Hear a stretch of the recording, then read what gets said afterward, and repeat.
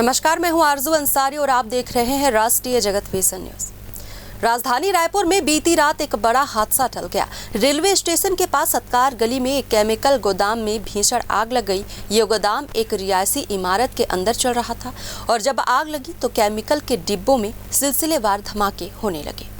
गंज थाना क्षेत्र के इलाके में बीती रात करीब 9 बजे आग भड़की। चश्मदीदों ने बताया कि पहले धुआं उठा, फिर लपटें और धमाके शुरू हुए।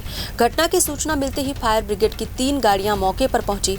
एसडीआरएफ की टीम को भी बुलाना पड़ा। आग इतनी भयावह थी कि 2.5 घंटे तक मशक्कत चलती रही।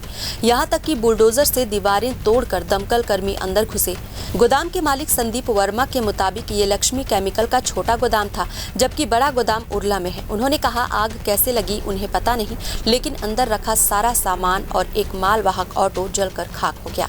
आग की भयावहता का अंदाजा इसी से लगाया जा सकता है कि आसपास के होटल और लॉज से लोग बाहर भाग खड़े हुए। फिलहाल राहत की बात यह रही कि इस हादसे में कोई जान माल का नुकसान नहीं हुआ।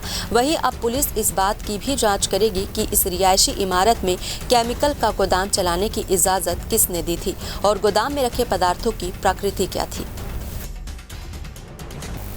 फिलहाल इस खबर में बस इतना ही। देश प्रदेश की खबरों से अपडेटेड रहने के लिए हमारे चैनल को सब्सक्राइब करें और नए खबरों के नोटिफिकेशन के लिए बेल आइकन जरूर दबाएं। नमस्कार।